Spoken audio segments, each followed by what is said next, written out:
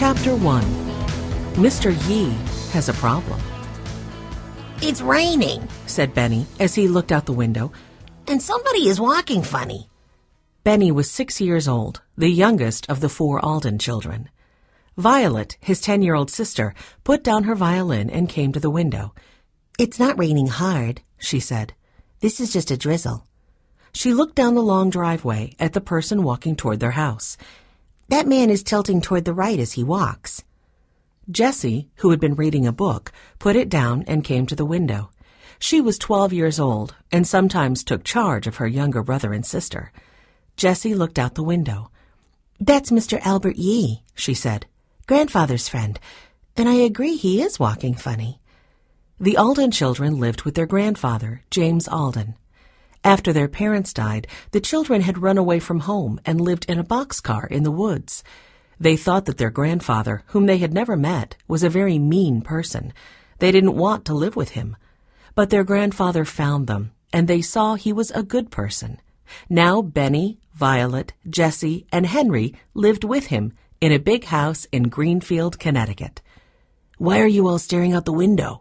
asked Henry. At 14, he was the oldest.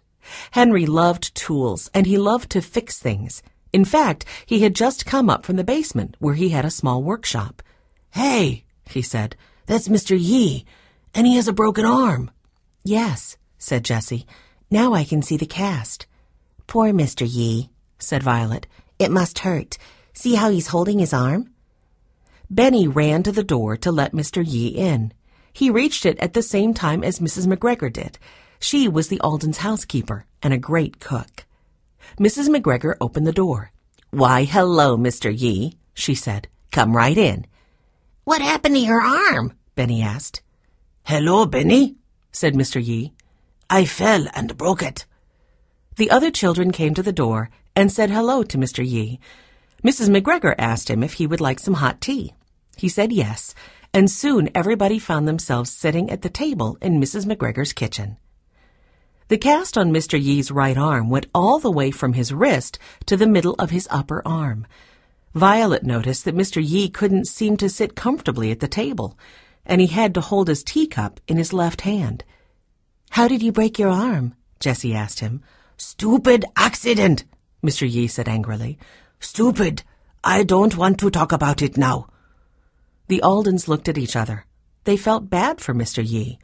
"Now, don't you worry," Mrs. McGregor told him. "Your arm will heal and you'll be fine." Mr. Yee looked at her. "How do you know my arm will heal?" he asked.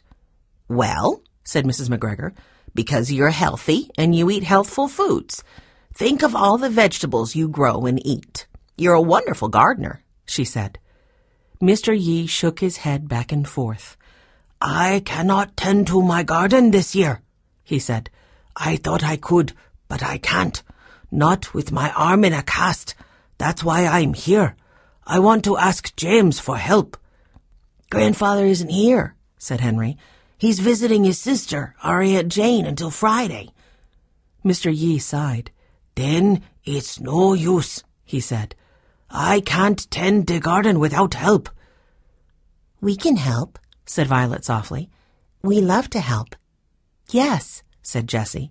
She passed a plate of Mrs. McGregor's freshly baked cookies to Mr. Yee. "We're very good at helping. We'll help you tend your garden." Mr. Yee sat up a little straighter. "Really?" he asked, looking at each of the children. "We are quick learners," said Henry.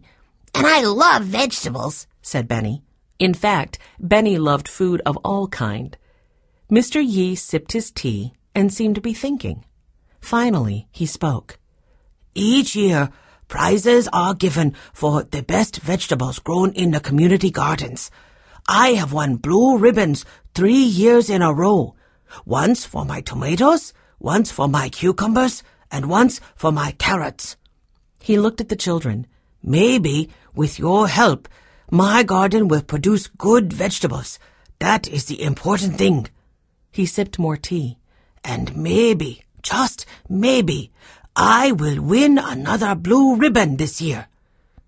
"What's a community garden?" Benny asked.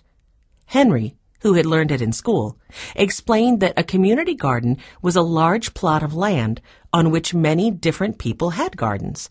Mr. Yi nodded. That is correct, he said. Instead of each of us having a little garden in our backyards, we all go to the same place to grow our gardens. That sounds wonderful, said Violet. It is, said Mr. Yi.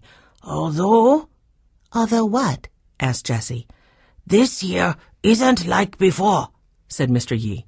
There have been problems this year. What problems? asked Benny. Somebody has been driving an ATV through the gardens, running over plants, said Mr. Yi. He looked at Benny. An ATV is an all-terrain vehicle, he said. Benny nodded. I know that. An ATV can have 3 wheels or 4 wheels. Vroom! Mr. Yi smiled at Benny. No 4-wheeled ATV is guilty, he said. Whoever is running over plants drives a 3-wheeled ATV. That's mean to ride over plants, said Henry. Do you know who's doing it? Mr. Yi shook his head. And that's not all. Somebody has been stealing vegetables from the gardens. Last week, they took all of my young broccoli plants. A vandal and a thief, Jessie said. Or a vandal who's also a thief, said Henry. That's not good, Jessie said, as she looked at her brothers and sister. They nodded their heads. We will help you with your garden, Mr. Yi, said Jessie. And we'll also find out who's been harming the gardens. Mr. Yi looked at the children. Well, he said, James always says that the 4 of you can solve mysteries. Oh, they sure can, said Mrs. McGregor, as she collected the cups and plates. Violet looked out the window. The drizzle has stopped, she said. Maybe we can go with you to the community garden now, she said to Mr. Yi. Mrs. McGregor spoke up. But how did you get here? She asked Mr. Yi. You can't drive, not with your arm in that big cast, and you can't ride your bike either. I walked, said Mr. Yi with a frown. I miss my bike. Well, said Mrs. McGregor, taking off her apron, I'll drive all of you to the gardens. Then I'll come back for you later. Mr. Yi stood. Thank you so much, he said. Wow, said Benny, as Mrs. McGregor turned into the lane marked Greenfield Community Gardens. Look at all the plants.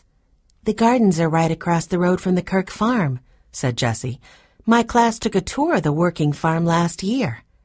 Mr. Yi started to get out of the car. Violet got out of the back seat and opened the front car door to help him. I loved riding my bike here each day, he said. Now I must walk until my arm heals. After Mrs. McGregor drove off, Mr. Yi told the children he would give them a brief tour of the community gardens before he showed them how to help. The gardens are divided into 5 sections, he told them. Sections A through E. Each section has 5 garden plots. Jessie noticed 5 tall posts, each marking one of the 5 sections.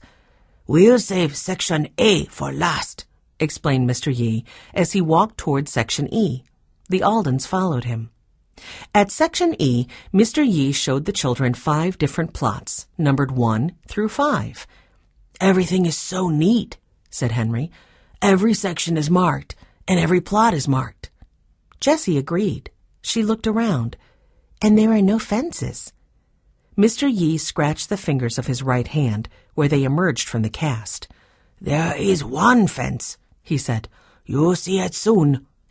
As Mr. Yi led the children around sections E, D, C, and B, he said hello to people who were working in their gardens. When he stopped to talk to the people, he introduced each of the children. Thanks to these kind children, he said, I can grow vegetables this year. When they rounded the corner of Section B, the children stopped. In front of them was a very large, very long section marked A. This is huge, said Henry. It's twice as big as any of the other sections. Yes, said Mr. Yi, and each plot is much larger than the plots in sections B through E. Why? asked Benny. Because some people want smaller plots and others want bigger plots," said Mr. Yi. "Many of the gardeners who win prizes garden in Section A." As he talked, Mr. Yi led them forward. Look! Shouted Benny. Rabbits! He pointed toward one end of Section A, where 2 white rabbits with brown and black spots hopped into one of the gardens. Violet noticed that one of the plots, the one right in the middle of Section A, had a chain-link fence all around it. Henry saw 2 kids standing in front of one of the plots. One was a girl of about 12. The other was a boy of maybe 17. Mr. Yi saw the boy and girl. "Trouble," he muttered. "Trouble, trouble." He turned to Jessie, who was walking next to him. "They are standing in front of my plot number 2. "Who are they?" asked Jessie. She noticed that the girl was wearing a cast on her left leg and holding a large green trash bag. The strap-on cast was bright orange. Before Mr. Yi could answer, the girl walked up to them. "I'm Lucasta Kirk," she said. "I raise prize-winning rabbits. Orange is my favorite color." Lucasta frowned at Violet, who was wearing a purple shirt. Violet loved all shades of purple, including lavender and violet. "Purple is my least favorite color," said Lucasta. Violet's feelings were hurt by Lucasta's remark. She thought that Lucasta did not have good manners. Henry introduced himself and his sisters and brother. The other boy said he was Alex Kirk, Lucasta's brother. "Do you have a plot in the community gardens?" Jessie asked Alex and Lucasta. "I have plot number 5, said Alex, "and Lucasta has plot number 4. Jessie looked at the size of each plot. "That's a lot of land to garden," she said. "We know how to do it," said Alex. "We grew up on a farm. That's our farm across the street." He pointed to a large white barn and a white farmhouse surrounded by fields. "I'm not gardening this year," Lucasta said. "I'm spending all my time raising my rabbits so that they win top prize. Also," she added, "Mr. Yi ran over me with his bicycle and broke my leg, and it's too hard for me to garden with a broken leg." "That is not true," shouted Mr. Yi. "I did not run over you with my bicycle. Your rabbits ran right in front of me as I was riding, and when I tried to not run over your rabbits, I flew over my handlebars and broke my arm." "Your bike hit me and broke my leg," said Lucasta. "My bike hit you after I was no longer on it, after I flew over the handlebars and broke my arm because of your rabbits." "Please," said Alex, "let's not argue about this again. Lucasta is fine, and I hope that you will be too, Mr. Yi. You're a very good gardener, and I hope you're able to grow wonderful vegetables again this year. Let's forget all about the accident." "I will never forget," said Lucasta. "If my rabbits don't win first prize at the fair this summer, I will hold Mr. Yi responsible." She turned and limped away.